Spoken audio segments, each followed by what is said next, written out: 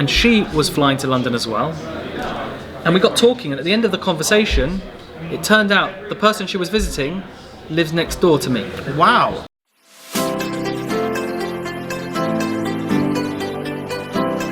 Hello everyone, welcome to another interview. Today I have Ben Levy. Thank you, Ben, for doing this. My pleasure, Brendan. Hi. So I was downstairs in the Magic Circle and I had a chat with Ben, and he spoke about something which is very important: performing magic for your audience. Let's start with, how did you get into magic? Okay, so I was the classic story.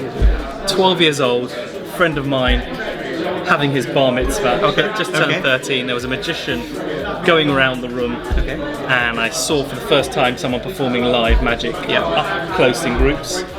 And okay, I'll admit it, 26 years later, I'm doing basically what that guy was doing. Right, okay, that's great though, that's a great start. So this person, did you find out who the magician was? I never knew his name. Oh, what and a that shame. we might come back to that actually as well. Okay, but then now you do psychology, is that what you do? That's right, so I do the first bit, going around events, performing magic and trying to excite and amaze people. Yeah.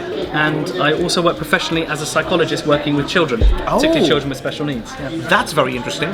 So how did you get into this, working with children with special needs? So actually I did my first degree in history, and I studied the history of magic. Believe it or not. Okay. And at the end of my degree, I was doing a big thesis, and I realised I wasn't actually interested in learning all the facts. I wanted to know why. Why was it people got excited by magic in history? Okay. And I realised to answer the why is to answer what's going on in people's brains. Right. And then at that point, I realised I needed to be a psychologist, and it's a true story that the moment I realised, the next day I phoned up any colleges I could find that were running psychology courses. There was one who was willing to accept me, and that was 15 years ago. Wow, and you've been doing it ever since? And I've been qualified for just over 10 years. That's amazing. Yeah. So let's just go straight to the topic that we want to talk about today, which is performing magic for your audience. Now, we all perform magic for audiences, but how would you say that's different to what most magicians do and what you did for the first few years? Well, something, as you said, I mentioned downstairs, is when I started out, I was excited by the secrets. I was excited by how I felt watching magic and being amazed. And I still am, and I still collect and drive my wife mad buying crap that I never then perform. Right. So I know that need is there in me. But when I go out to perform professionally, I can't leave them feeling like it was for me. Okay.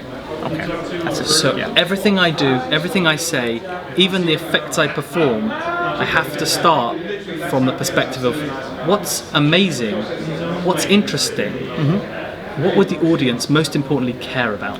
Right. So what is your approach on the table? What do you start by asking them? Can I perform magic for you? You just go straight into it, or? Well, it's a classic question, and one that I don't think has one correct answer. It depends on where you are, the situation. There's the situation, there's also the performing character. Okay.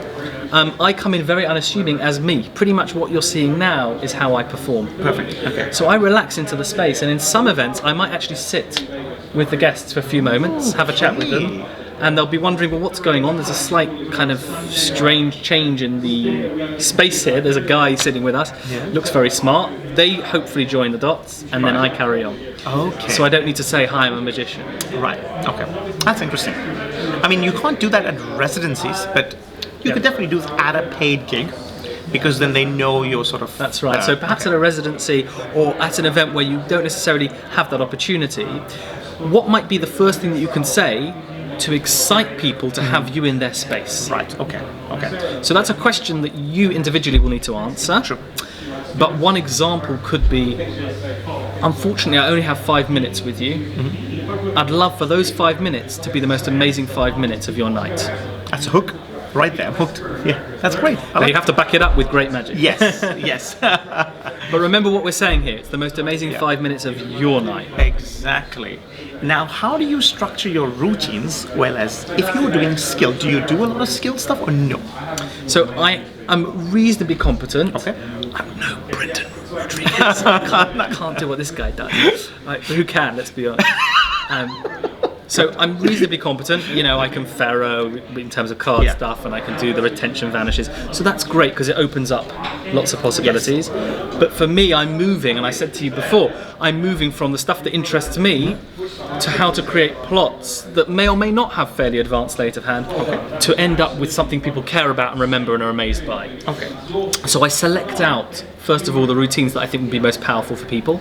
I personally, at this point in my development, I don't believe necessarily there's such a thing, which is controversial, as this has to be an opener, this has to be a closer. You could have something which someone considers an opener, but you can turn it into a closer if you know how to do it, and vice versa. I agree with you with that point, yeah, for sure. Do you leave them with something that they can keep, or is it more like a memory you want to leave them with? That's a lovely idea. I probably don't do enough of the leaving people with something they can keep, because apart from anything, that's a great marketing tool. Joshua's lecture today just showed that you can leave them with t-shirts, or you can leave them with something that reminds them of you.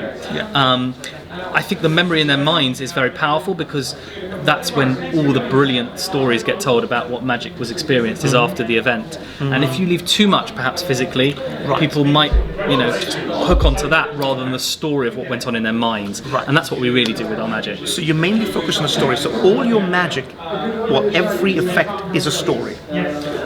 Yes, in some way. It's a narrative. Let's call it a narrative. Sometimes they're literally a story.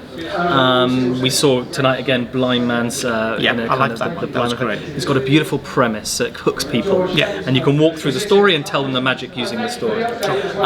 Sometimes, for example, I do a can, and I do it the opposite way of Joshua, who spoke tonight. I do any card at any number without any surprises. They know the card will happen. So how do I get them interested? How do I make that impossible? By saying to them at the very start, have you ever experienced an impossible coincidence? And then I shut up. And let them ponder for a while. I let them tell me their stories. Someone said to me, here's a great story in response to that question. I was on a flight and I was coming back to London, and the lady next to me was from abroad, and she was flying to London as well.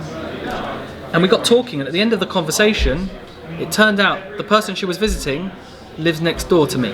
Wow, that is a coincidence.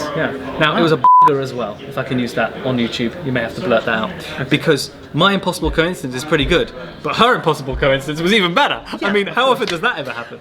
But I think what I like about this is you ask them a question and listen to them. Most performers, including myself, I'm on the same sort of thing where I go and do my thing. I don't even ask people's names sometimes, and I feel really bad because my character is this, I do my thing and I get out of there. But I think I'm going to change this now and actually take time. Again, it depends on the situation. I can't do this for when I'm performing for 30 tables in 1 hour. But if I'm at the magic bar, sometimes I do this. I actually chat with them and show them how passionate about I'm in magic, and I also find that about them. So that's a good point. So ask them questions and let them talk to you, because if they could tell you something and then you do your magic according to what they said, now that's magic for them, isn't it? That will be particularly memorable. If you can come up with a situation where someone volunteers some information or a memory particularly or an emotion that you can hook in your magic to, then they feel that you've not just listened, you've given them something. And I think someone, I forgot the person's name, but I think he mentioned saying, if you're vanishing a coin, so let's say you put the coin in your hand and you say, what would you want me to do with this coin? And if they say vanish it, now that's a better effect than you just saying, watch the coin, it's gone. And that could be more memorable, I think, for them. If you can let's take that a stage further. If that person's seen a magician before, and you said to them, give me a coin, have you ever seen magic before? What would magic feel like for you with that coin? Then you're starting to ask them to delve into their memory and start to access their own emotions about magic. True. Very true. And then when you perform what is just maybe a retention vanish, it takes on a whole new meaning in their minds, because remember what this is all about. It's about them. Exactly. That's a great way to even end this interview. It's about them, so that's perfect. Before we leave, where can people find you? I'm going to leave your Instagram. You do a lot of Instagram, Facebook. Well, as you can see, being 15 years old, I've got my Instagram channel. No, I'm sadly not as cutting edge as Brendan, but I do have a website. It's Ben Levy, my name, BenLevy, Magic, so all one word, BenLevyMagic.com. And are you happy for them to ask you any questions if they have anything? Yeah, happily. And I've also got a Facebook page, which is Ben Levy levy magic, surprisingly. In fact, thinking about it, that's pretty unsurprising for a magician. It's pretty boring. But hey, you know, once you get in, then you're going to have all the fun. Excellent. Well, thank you so much for this interview. And if you enjoyed this, please give us a little like. Do comment on there. As Marcus said in the earlier video, click on the bell. I think the bell is somewhere up there. But yeah, and I'll see you guys in the next video. Bye-bye. Thanks, Thank guys. you, Ben. Bye.